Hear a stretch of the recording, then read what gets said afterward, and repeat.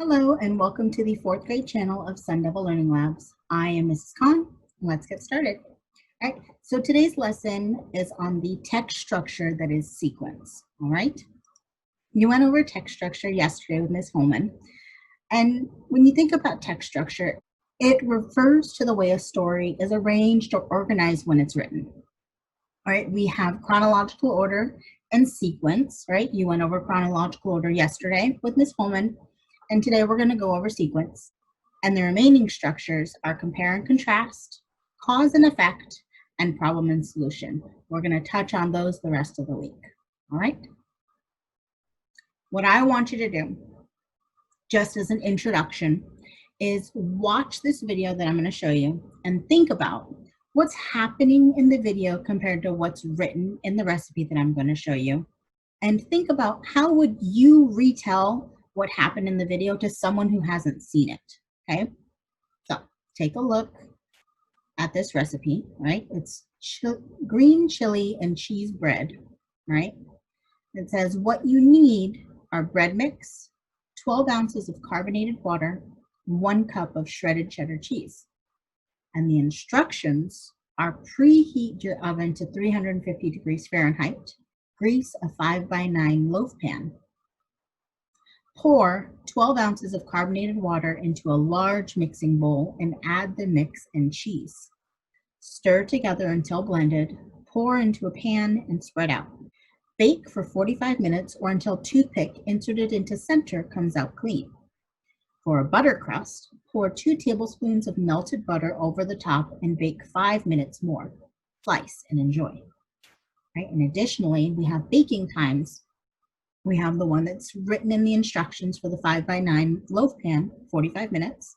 If you wanted to do it as muffins in a muffin pan, it would be 20 to 25 minutes and it makes about 12 muffins. Or you could do it in an 8x8 square pan and it bakes for 20 to 25 minutes. All right? So let me show you this video, all right?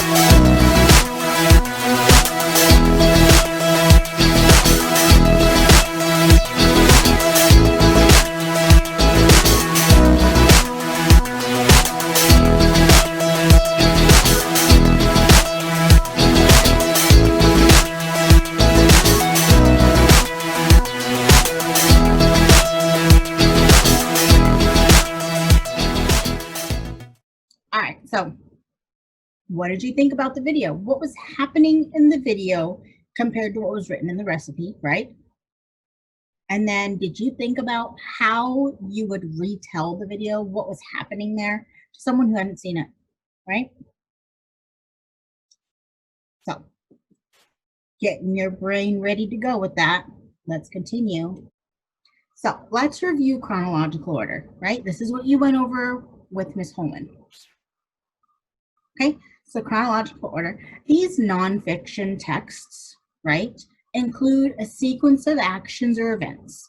And when you're reading, you ask yourself what happens at the beginning, in the middle, or at the end, right? What happens before, during, and after. When you're thinking about this, the text genre might help you with identifying which text structure is being used. For example, biographies and texts that are about historical events are often written in chronological order, right? And just as a review, a biography is a written history of a person's life, and a historical text is a text which gives the reader an understanding of what led up to an important event in history, right?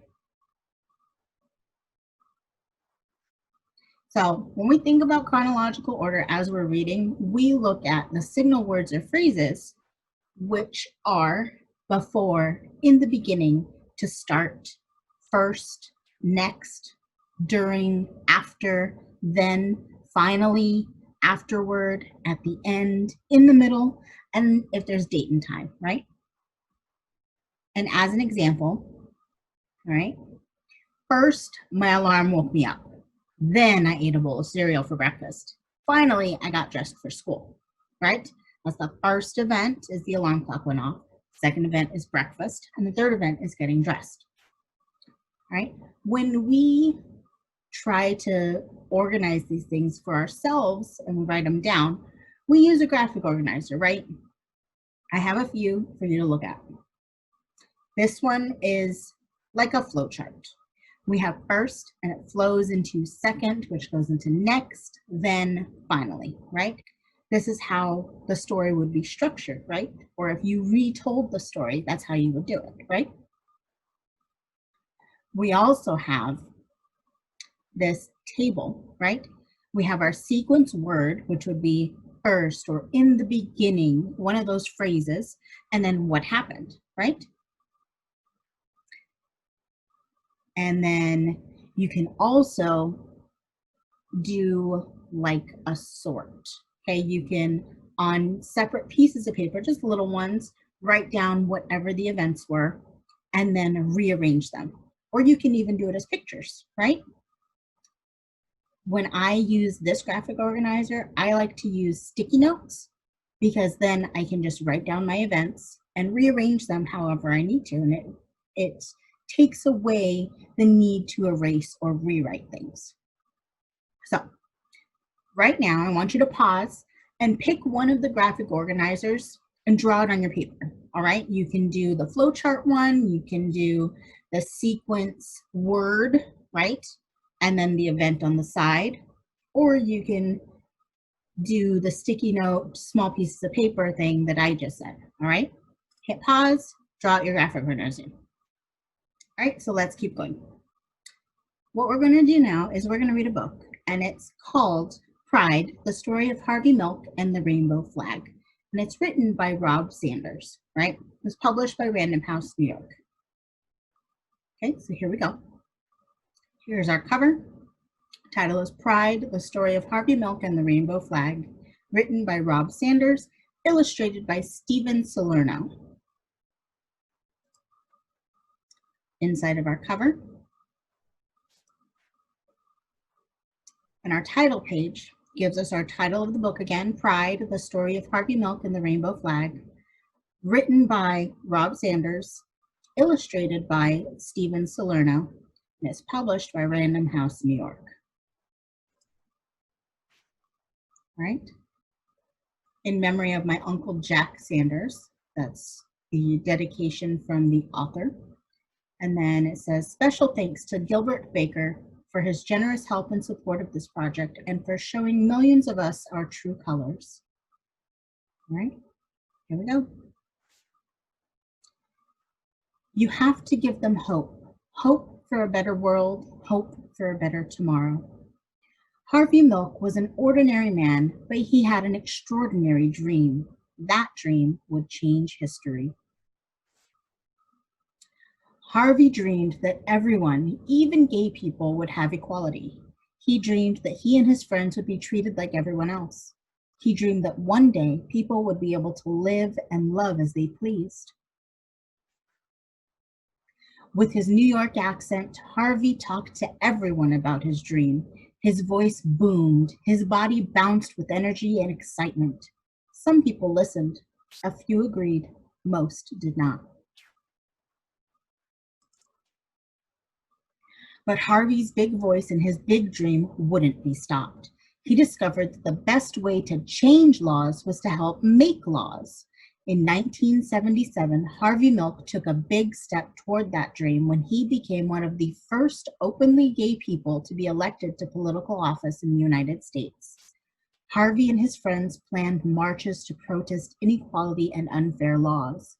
And just days before one of the marches, Harvey had an idea.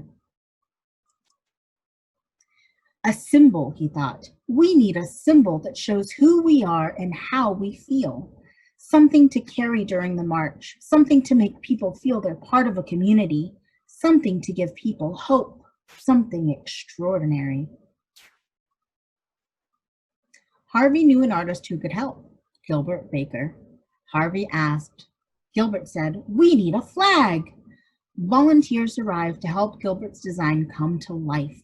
Together, they dipped fabric into large barrels filled with vivid, vibrant dyes. They cut and pieced and sewed until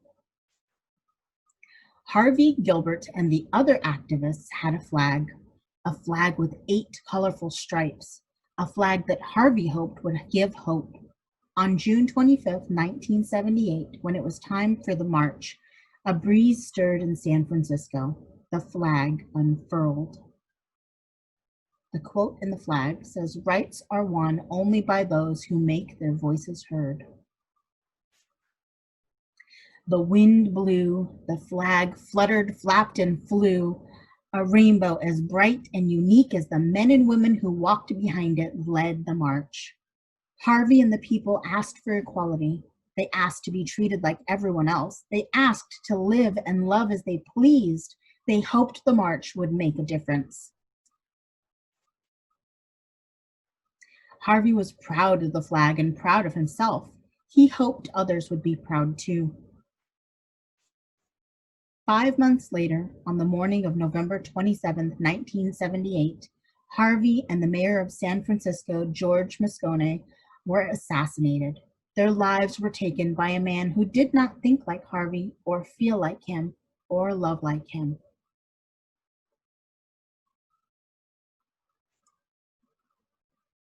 The flag did not fly on that dark, sad night. Instead, thousands and thousands of people marched silently carrying candles. The candlelight wove through the streets of San Francisco, up and down hills and around city buildings. A mile of glowing candlelight in honor of 2 lives lost. That could have been the end of Harvey's dream and the colorful flag, but it wasn't. More rainbow flags were created. Some of the colors changed. 8 stripes became 6 stripes, but the meaning of the flag did not change. It was a flag of equality. More and more people began to think of the flag as their flag, and they began to feel pride. They began to have hope. In 1994, Gilbert Baker designed another rainbow flag. This one was larger than all the rest. Women and men, side by side, carried the flag, a proud, mile-long rainbow floating through New York City. The flag wove through the streets, up and down avenues and boulevards, and around city buildings. The people demanded equality. They demanded to be treated like everyone else. They demanded to live and love as they pleased. They were proud. They had hope. They would make a difference. The quote at the top says, "I ask for the movement to continue, for the movement to grow." More rainbow flags were made. Some were printed on bumper stickers and t-shirts. Others were hoisted onto lampposts on Halsted Street in Chicago. One was hung in the Museum of Modern Art in New York City. Soon, the rainbow flag was flying in other countries like Brazil, England, Israel, Russia, Singapore, and Turkey. The rainbow flag now unfurled on farms, in suburbs, and in cities. The flag flew proudly outside public buildings, hotels, shops, restaurants, churches, and homes. And once, on June 26, 2015, the White House was awash in the colors of the rainbow flag. Equality, pride, hope, love. Harvey's dream became a flag for us all. Here are the biographical notes about the rainbow flag, Harvey Milk, Gilbert Baker, and the date, June 26, 2015. On the left is the Harvey Milk timeline from his birth in 1930 to his assassination in 1978. And on the right is the timeline for the rainbow flag.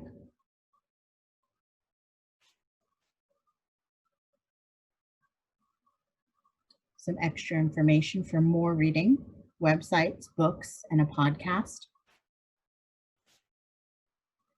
Inside of the back cover, information about the author and the illustrator, and the back cover. The quote says, "You have to give them hope." That's Harvey Milk. All right, so at this point, take a moment to go back and look over the book a little more, all right? Reread it, look at the pictures, take as much time as you need. And then what I want you to do is sort the events that I have for you next in chronological order. You're going to use that graphic organizer that you created on your piece of paper, all right? Go ahead and go do that now. All right, so let's continue. Here are the events that I pulled from the story that I want you to put in chronological order, right? So the events that I have are: the first rainbow flag flew in San Francisco. Gilbert Baker designed a mile-long rainbow flag. Harvey Milk was the first openly gay person to be elected to political office. The White House was lit in the colors of the rainbow flag. And Harvey Milk and George Moscone were killed. Right? Decide which order these go in. All right? So take a look at mine. I use the flowchart organizer, right? So under first, second, next, then, and finally, I'm going to put one of those events in here, right? So go ahead, hit pause here, decide which event goes in what order, right? Hit pause now, go ahead and do that. All right, hopefully you got yours done. Let's check them, all right? Here's my graphic organizer, right? The event that I have under first is Harvey Milk was the first openly gay person to be elected to political office, right? So that was the first event in the book. Second, the first rainbow flag flew in San Francisco. Next, Harvey Milk and George Moscone were killed. Then, Gilbert Baker designed a mile-long rainbow flag. And finally, the White House was lit in the colors of the rainbow flag. All right? If you wanted to, you could put the dates on it to help you put them in order. All right? Hopefully you got that. If not, just a little more practice looking at chronological order. Okay? So let's continue with today's lesson, which is going over the text structure that is sequence, right? It's related to chronological order, which is why we practiced. So Our objective for today is I can recognize the characteristics of the text structure sequence. All right. Take a moment, push pause, and repeat that objective to yourself to really think about it and try to understand what it means, right? Hit pause now. All right, so let's work on our objective, all right? All right, so sequence is a type of text, typically nonfiction, that includes steps in a process, all right? It focuses on the procedure for how to do something. And when you're reading it, you ask yourself, what is the first step? What are the next steps? What is the last step, right? And some examples of sequence texts are instructions or steps to a process or a recipe or directions, right? All right, so think about sequence a little more. When we are reading, we look for the signal words and phrases: first, second, third, next, after, then, finally, last, before, to start, to finish, during, following, and lastly, all right? And an example of this, right, looking for those signal words is first you measure the ingredients, then you mix them together in a large bowl. Finally, you pour the mixture into a pot and cook for 20 minutes, right? An image of our steps. Our first step was measuring, our second step was mixing, and our third step was cooking in a pot, right? When we're looking at a text that is a sequence structure, you'll notice the different ordinal terms, as in the order, like first, second, third, right? They're used to describe the order. And if you also notice, they are a numeric word, which refers to a number, right? And in those texts, they'll usually use a flow chart and timelines or sequence cycles and chains, right? And sometimes the order is recorded with visual supports to explain it, right? So think back to the Harvey milk example, right? The timeline helps us put everything in order, right? That was our chronological order, which is related to sequence, right? And some of the other signal words in a text, like then, after, next, also communicate order, right? So thinking about these questions, what was the first step? First is our numerical number, right? Our numerical word. What followed right after? After is our sequence word, right? What happened beforehand? Before would be another signal word. And then when you're asked to describe the flow of the chapter, you would be using your signal words, right? Just like in our flowchart graphic organizer that we used for our chronological order. And when you think about it, the word finally or lastly, right, ties up the entire sequence, the entire order. It's the last event or the last step, which helps us to better understand everything because it's all tied up in the end, right? So when you're reading a story or a poem or a how-to, which is what we're going to look for sequence in your structure, right? And the order that's used, okay? So I'm going to show you a couple of images. These are the instructions to a Lego Duplo set, all right? It's one that I have here at home because I have a 2-year-old. So this is what our ending result should be, right? Our first step and our second step gives you all of the instructions. Our third step and our last step, right? If you did these out of order, it might not go together properly, right? Because what if you did the third step before you did the first step? Maybe it'll work, maybe it won't. All right. So Thinking about the order of your steps, we're going to read a little bit of a book called Look What I Made by Judith McKinnon, okay? Look What I Made, written by Judith McKinnon. And it is a kid's craft book, all right? So right here, in the entire book, there are 8 crafts, right? We're only going to look at a few of them. So here's our first one. It's called Paper Chains. And it says at the top, with a snip and a snap, you can make paper chains. Here are a few ideas to get you started. You will need paper, pencil, and scissors. Right? So 1, accordion fold a long strip of paper.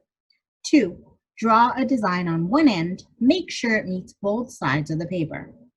3, cut out your design. 4, unfold the chain. All right? Your second one, Skittle People. Make your very own Skittle People, then have fun seeing how many you can knock over with one throw. You will need plastic soft drink bottles, sand or fine dry soil, a funnel, paints and brushes, decorations, and strong glue. 1. Using a funnel, half fill each empty bottle with sand and screw on caps firmly. 2. Paint Skittles. 3. Paint on faces and clothes. 4. Decorate with odds and ends. All right. And our last one that we're going to look at says rock painting. Find a smooth, clean rock and paint it brightly. Now you have a paperweight or ornament you can be proud of. A great present idea. All right? So take a moment, go back and look at your examples, right? We had a few of them. Because next we are going to practice. All right? So go ahead and go back and look at the examples. Hit pause now. All right, so let's continue. We are going to practice this, all right? So what I have here is a recipe. It is for homemade pizza.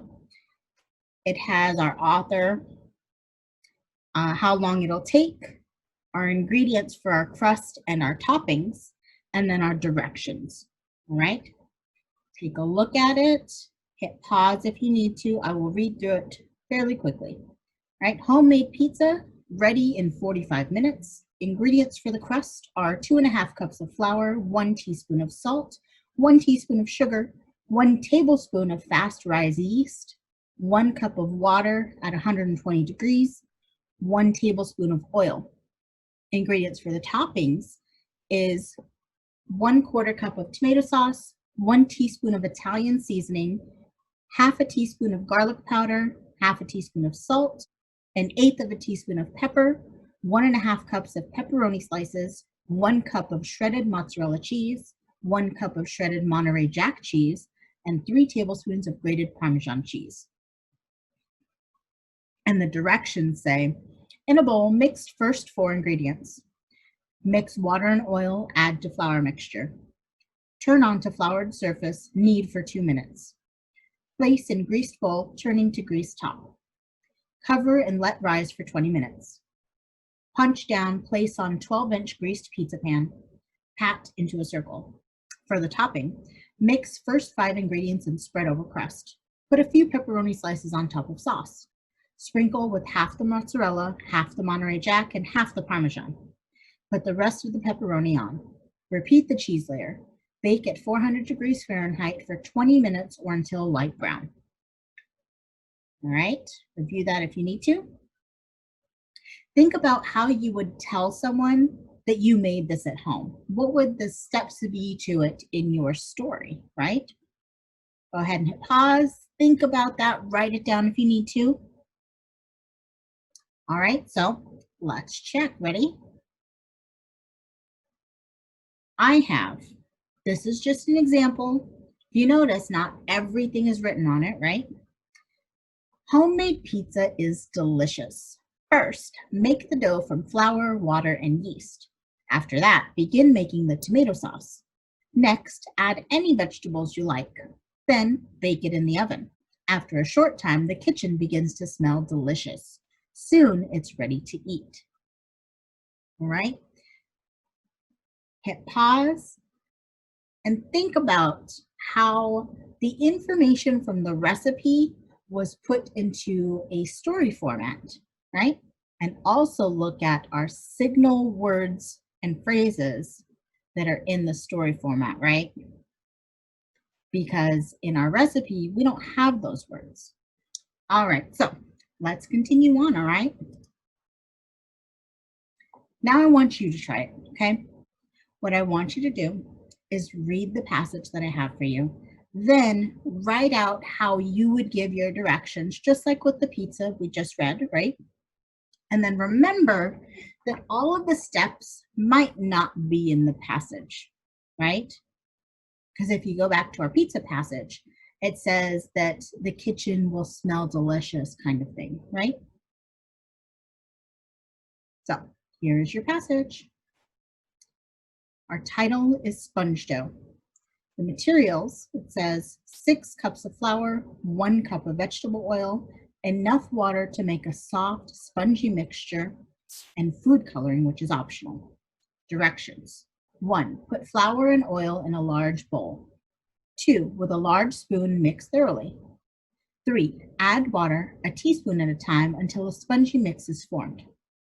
4. Add a few drops of food color if you like. 5. Now, let your imagination take over as you shape and create spongy critters, people, etc. 6. When you're finished with the gooey mixture, store it in a plastic bag in the refrigerator until you're ready to play with it the next time. All right? So hit pause and write out these directions like you would retell them to someone. All right? Because you wouldn't just say, these are your materials, and say 6 cups flour, 1 cup of vegetable oil, right? You would tell them what you'd be using, when you would put them together.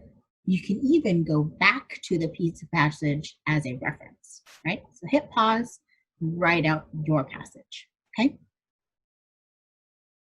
All right, so hopefully you have your passage done, all right?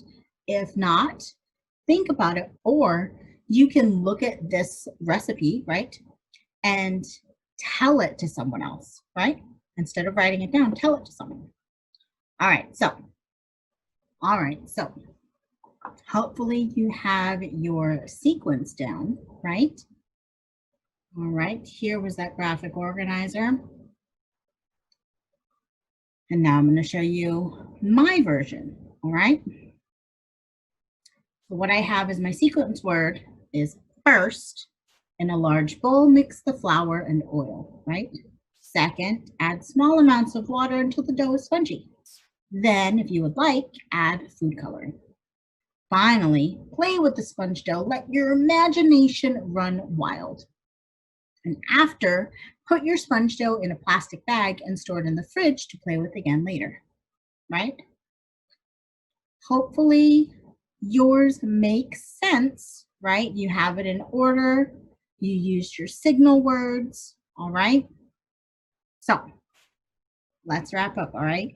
Today we learned the different types of text structures, focusing on sequence and when it is used, how to recognize when a text uses the text structure of sequence, how to use a graphic organizer to organize details included in a text into steps, and what clue words and characteristics to look for when looking for sequence, right?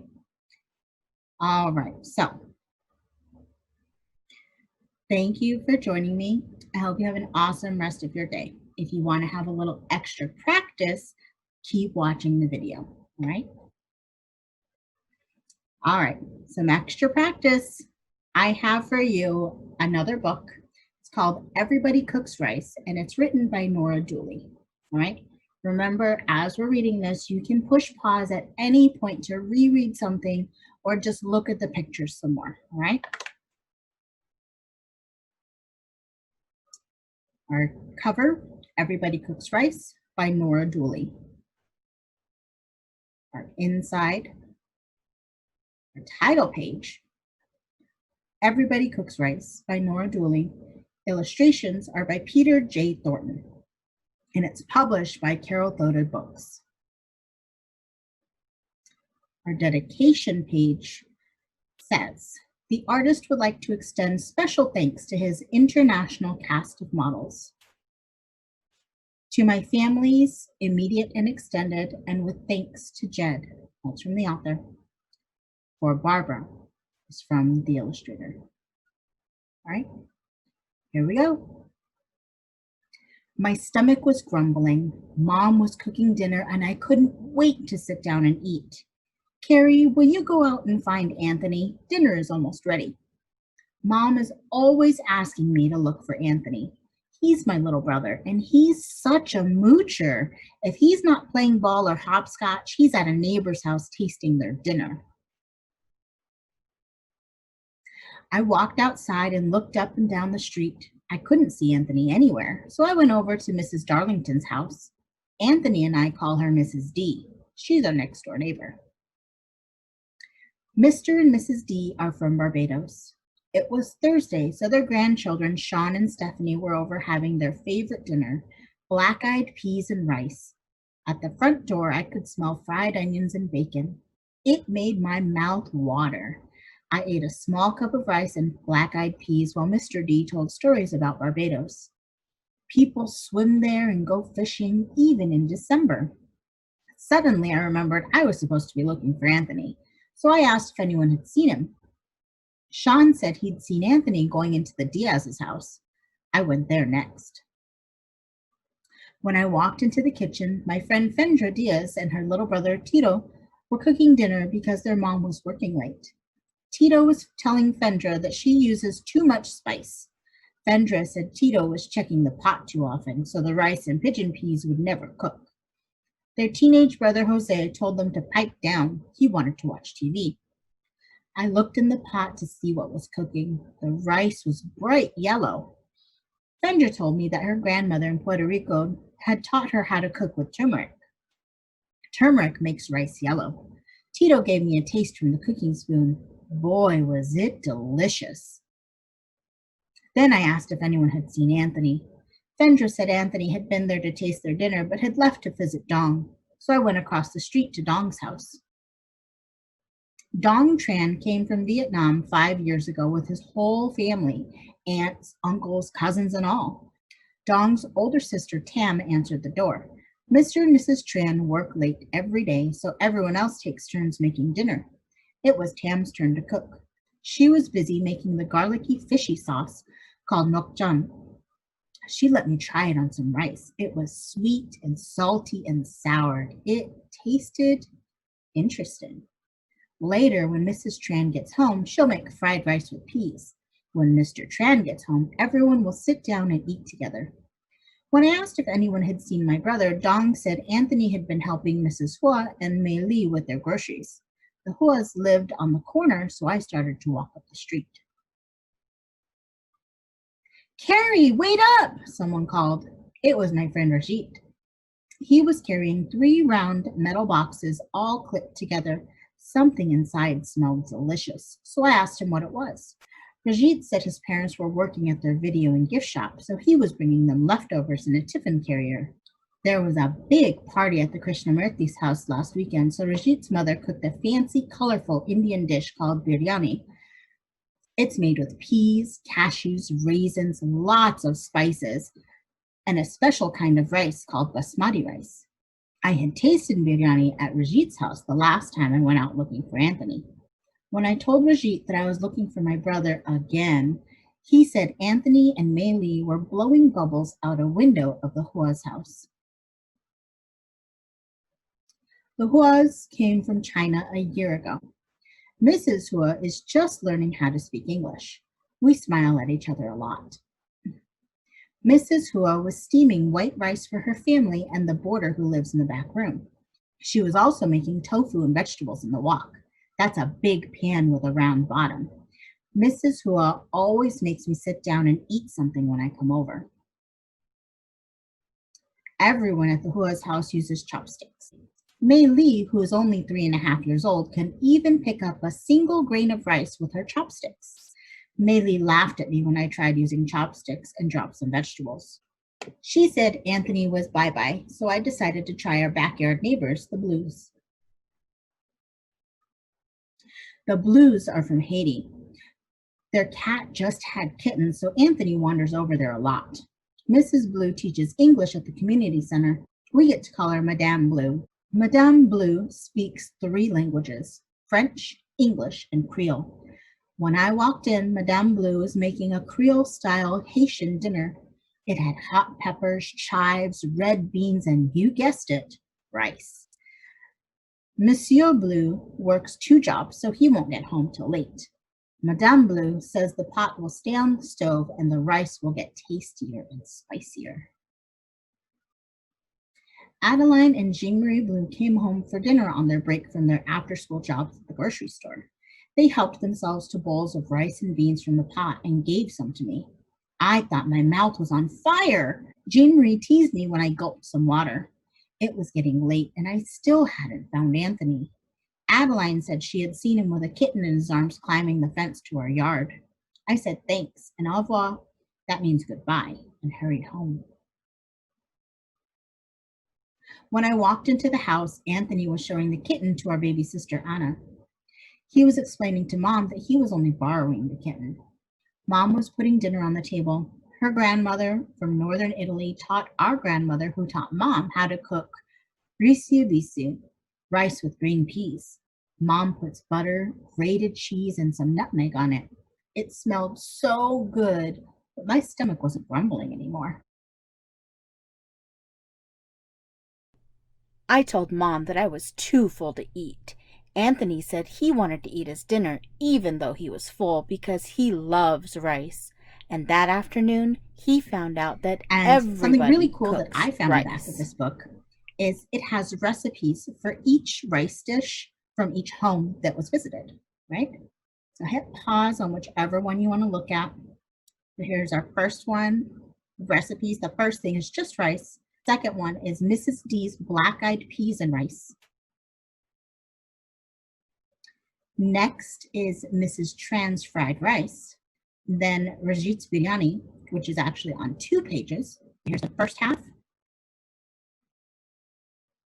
and the second half, followed by Mrs. Hua's tofu and vegetables. And then there is Madame Blue's rice and beans. And last, great-grandmother's risiabisi, right? In the back of the cover. All right, so as your extra practice, all right, think about that book, go back and reread it, all right? Choose a recipe from the read aloud and write the steps as directions like you're telling them to someone. Think back to the baking video, as well as our practice with the pizza recipe and the practice with the sponge dough, all right? And you can use one of these graphic organizers that we went over, right? So here's our first one with our signal word at the beginning, set up as a flow chart. Our second one where you put in your signal word and what happened. Our third one, which is where you can use small pieces of paper and rearrange them, right? Or you can use this one where you put in your signal word and the step in the process, all right? I personally would choose either the flow chart or this one, all right? Go ahead and hit pause. All right, that is the end of our extra practice and the complete end of this lesson. So thank you so much for joining me, and I hope you have an awesome rest of your day.